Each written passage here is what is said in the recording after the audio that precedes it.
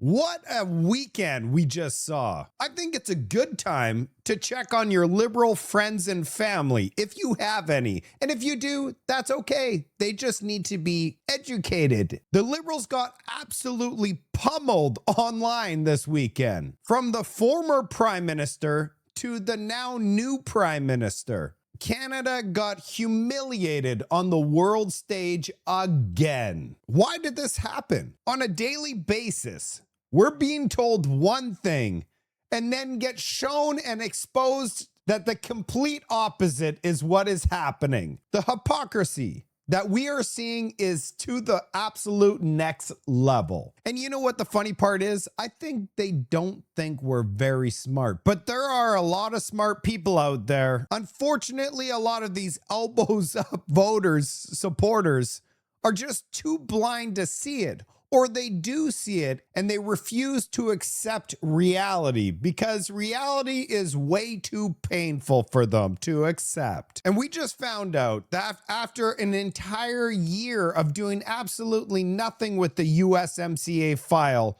Mark Carney has a plan. And it might not include the US anymore. Can you believe it? The problem is Mark Carney failed geography class, apparently. All he has to do is look at a global map and he'd be able to see his plan is a complete disaster. Let's get into this report.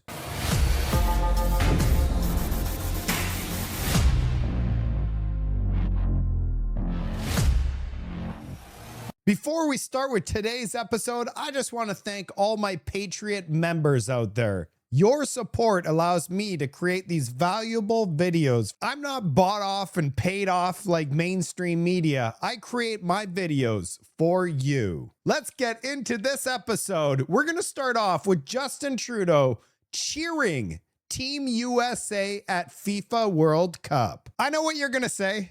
I don't want to see this ugly face anymore. Neither do I, but we need to see it because the hypocrisy of this whole thing has blown up in the millions upon millions of views for one single reason, and we're going to get into it. The city of Toronto held its very first FIFA World Cup match, and Justin Trudeau, instead of going to Toronto and cheering Team Canada, he went down to the United States to cheer on America.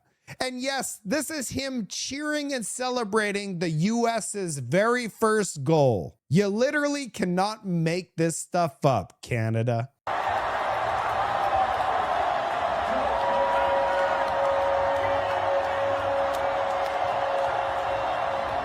USA, USA.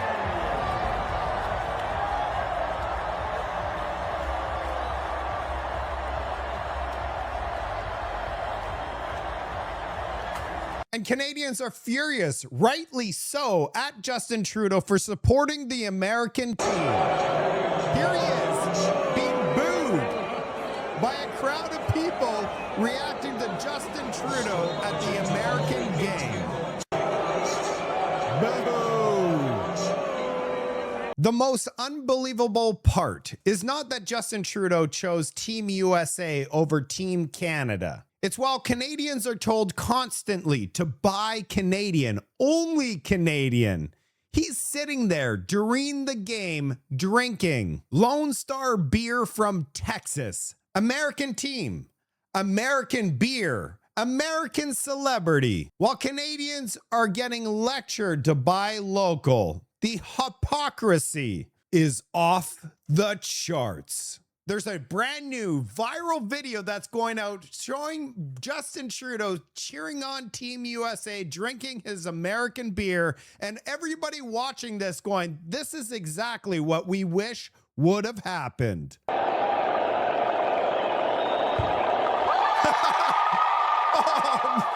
Oh man, that is just too good. Justin Trudeau saw the millions upon millions of Canadians furious, and he's like, I better clear this up online. So he posted on his social media, sometimes supportive boyfriend duties call. But you know who I'm rooting for to take the cup. I don't know about you, but boyfriend duties sounds very high school to me. And this is why Canadians are so furious and why I'm showing you Justin Trudeau, because I don't want to show you Justin Trudeau, but it's because of this. But Canadians are hurt. Canadians are angry. We're going to choose to not go on vacation in Florida or Old Orchard Beach or wherever. We're going to choose to try to buy Canadian products and forego bourbon and other classic American products. And yeah, we're probably going to keep booing the American anthem. But let me tell Americans, we're not booing you. We're not booing your teams. We're not booing your players. We're booing a policy that is designed to hurt us. And we're insulted. And we're angry. But we're Canadian, which means we're going to stand up for each other. We're going to fight. So when Justin Trudeau told us to skip America, you're not going on vacation down there, boo the U.S. national anthem and only buy Canadian. That's just for you, for him. Oh, he's going to date celebrities. He's going to cheer on America and drink American beer. Speaking of liberal hypocrisy, they get to enjoy their beverage with plastic straws. Us peasants, we get to enjoy toxic paper garbage. You know, I curled my hair for you. That's a big step forward. Are we back to plastic straws? Oh, fuck. Yes, we are. We are. Okay, first thing, I want to thank the Dark Slopes team, Dan and his team. As the crowd laughs and goes wild, are they laughing because we've been played? How do they get plastic straws that are banned in Canada? That's my question for you. While Canadians are absolutely furious with Justin Trudeau for selling out Canada for the United States, Conservative leader Pierre Poilievre responds to Justin Trudeau choosing the World Cup in Los Angeles with his girlfriend Katy Perry. What Pierre Poilievre says here, absolutely priceless. You might have seen that Justin Trudeau attended the first USA FIFA World Cup game on Friday. His girlfriend Katy Perry was performing. Of course, there was another FIFA game that day. Canada had its first game as well. What do you make of his decision to be stateside that day? I don't really have anything. I try not to think about Mr. Trudeau any more than I have to, like most Canadians.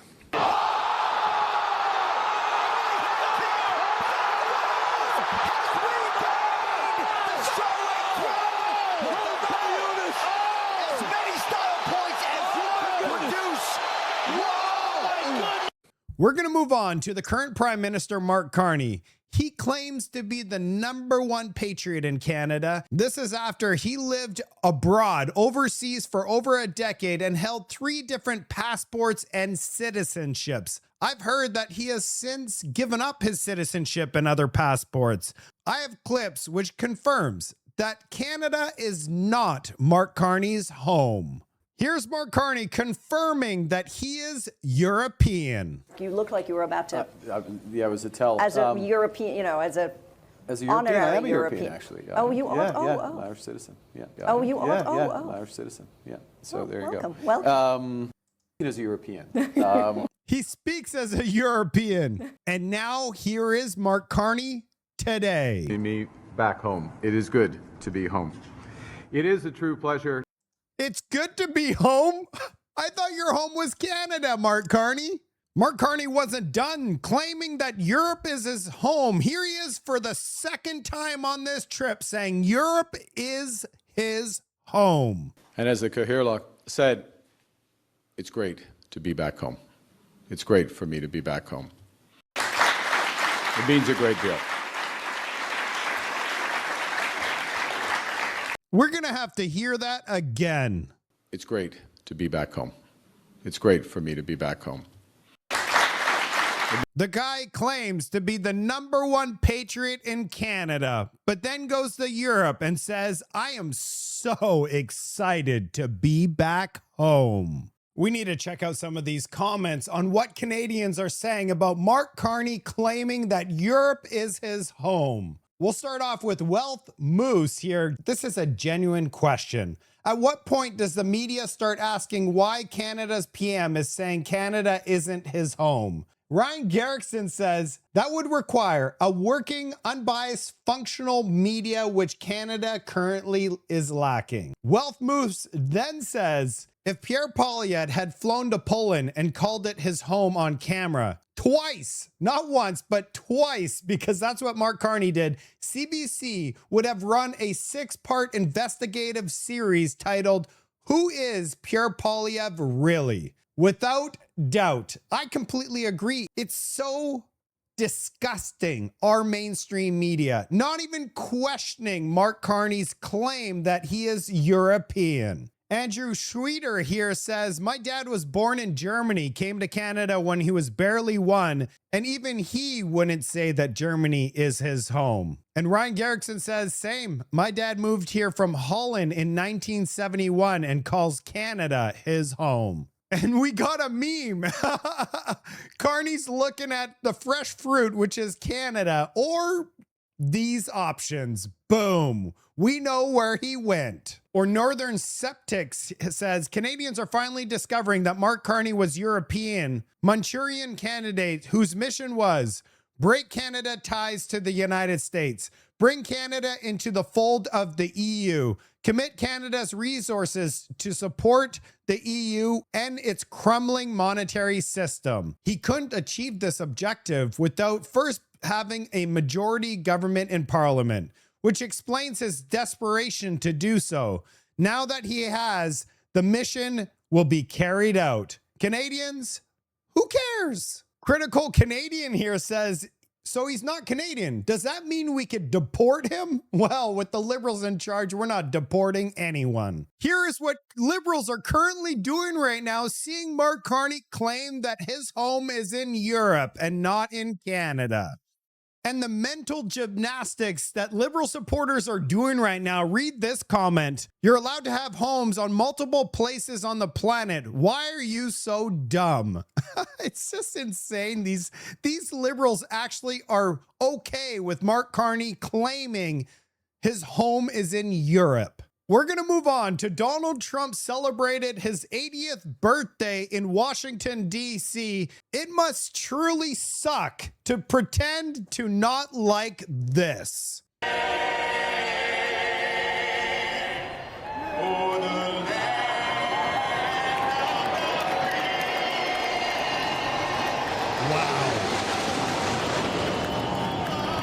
Now that is cool.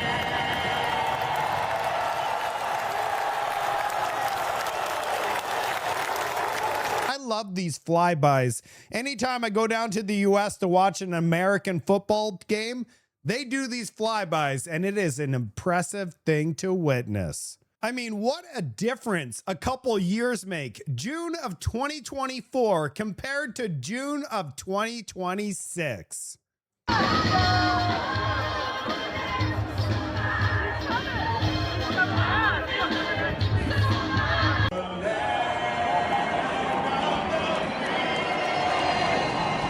Yeah, and there was drag and all sorts of things happening here. Over here is power and strength. Let's move on over to the Canadian economy now. RMC86 on X posted this video. You can't get any more clear about the Canadian economy than this. A person can die many different ways, and an economy can die many different ways. The way that the C.D. Howe Institute measures or says a recession is more like a heart attack. And I would say that Canada is dying of cancer and rot, that we have neglected our foundations and our competitive advantage for a period of time. The cement was poured last decade. And so what are you seeing from Mark Carney, and what are you seeing from Ontario Premier Doug Ford? Fortress North America, they're pivoting. And this was the label or the framing that Alberta Premier Smith used when Trump got in. They recognize the fact that we need to figure out how we are going to work and grow within the new American system that President Trump has implemented. By the Bank of Canada doing nothing, they're tightening. And the Bank of Canada should be ashamed of not being much more proactive and recognizing that supply shocks, first it was tariffs, and now it's the Strait of Hormuz, supply shocks change the relative price level. They're not inflationary. And if you look at the inflation data, David, there's no inflation. So we've got a level of incompetence up here in Canada that is stark and generational, that we need to put in place policies that are pro-growth. We need to deregulate, and we need to stop fighting President Trump. I think they're trying to deflect and project. It's not Donald Trump's fault. Canada was sick even with the tariff positions. Canada does not have a competitive advantage in advanced manufacturing. There's too much regulation, right? We've embraced green virtue as a basis of our industrial policy. You literally could not say it any better than this. Mark Carney has finally revealed his trade strategy with the U.S. after an entire year in power. But first, let's hear from Pierre Poilievre. What has Mark Carney done, really, in a year on this? He hasn't held negotiations in 5 months. The Mexicans are going to be at the table formally with the Americans any day. The only talks that Mark Carney is doing are YouTube videos where he's comparing himself to Sir Isaac Brock and holding up little figurines in his office. So he told all of you the other day that with his new majority, he was going to stop showboating. And then a few days later, he put out a showboating YouTube video, right? The 2.6 million Canadians whose jobs depend on getting rid of these terrible American tariffs have had about enough of Mark Carney making false promises and delivering the worst economy in the G7. And by the way, you were all very critical of me. You said that I needed to be more clear in my plans with Canada-US. I've laid out an extremely detailed plan to counter American tariffs and to fight for U.S. trade. My position is clear. Build up leverage, use that leverage to get rid of American tariffs on aluminum, steel, autos, and lumber. What is Mark Carney's plan? What are his intentions? Has Mr. Carney even stated whether he wants to renew USMCA at all? He said yesterday trade with the U.S. is a big, or in his video, he said trade with the U.S. is a big weakness. So does that mean that he wants to end USMCA? If he wants it renegotiated, does he want a full overhaul, a few tweaks? What are his demands? Has he waved the white flag on getting rid of the tariffs on aluminum, steel, autos, and lumber? Or is he still fighting that fight? Does anybody know what Mark Carney's plan is? I don't, honestly, I mean, does anybody here know what his plan is? And what is absolutely shocking is we just found out Mark Carney's plan. Mark Carney thinks the EU could replace the United States in trade. Over $1 trillion goes back and forth between Canada and the United States. He thinks that trading with Europe will add hundreds of billions of dollars. All I have to say is this guy's 10 times worse than Justin Trudeau if he thinks that the EU could replace the United States in trade. Has he not looked at a map? If you look at a map and just look at it, just take a look at the map, you would immediately realize this could be one of the dumbest plans on planet Earth. Despite what you mentioned in your preamble about what you've been able to accomplish on this leg of the trip, there has been criticism from the leader of the opposition saying that what Canada already has a trade deal with Ireland, and what you're doing on this leg of the trip is not at all helping Canadian workers whose jobs are affected by tariffs from the United States. I wanted to get your response to that. Well, we have a couple of things. We have a trade deal with Ireland, but we don't have full ratification of the trade deal with Ireland. We are not satisfied with the status quo. Maybe the leader of the opposition is, but we're not satisfied with the status quo. We see a significant opportunity with Ireland, more broadly with the European Union, to deepen our commercial relationships with them, Reducing red tape is another aspect as part of that.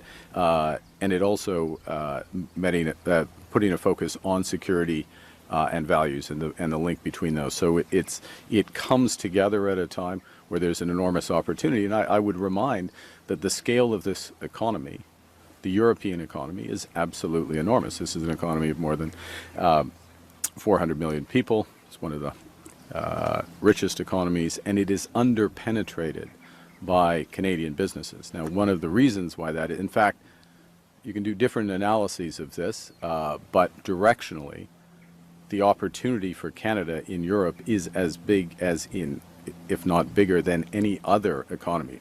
Now, to explain to the Leader of the Opposition, who will try to clip that and not follow through, add this. Opportunity means what more? What more can you get? How more can we grow from where we are today? And the fact is, it can be measured in hundreds of billions of dollars of opportunity that we have not, as a country, fully taken advantage of. And by deepening our relationships, by making it simpler to do business in Ireland, in Europe, we create enormous opportunity for Canadian jobs. I will just underscore two recent examples. One, OpenText, 2 days ago, 100 million investment here, which ultimately benefits a great Canadian company in integration. And then the $18 billion purchase of Airbus planes manufactured in Quebec. That's because of our fluid relationship with Europe, our seamless relationship with Europe, that we can be that competitive in it. And there are many, many more examples of that. No wonder Mark Carney's not worried about the USMCA. His focus is on the EU. If the US pulls out of the USMCA, that will give Mark Carney justification to join the EU. You know, his home is Europe after all, not my words, his words. Mark Carney's at the G7 this week. I'll be covering the G7 in my subsequent reports. Supposedly, he has secured a meeting with Donald Trump. This is going to be a massive week. Last week, I was supposed to have an interview with Carrie Lynn Finley. Unfortunately, she had to reschedule with me. We're still working out dates that work for the both of us. With that being said, I did secure a new interview this week, not with Carrie Lynn, but with somebody else. And I can't wait for this interview. Make sure you subscribe to the channel so you don't miss any of my content. I'll see you on the next report.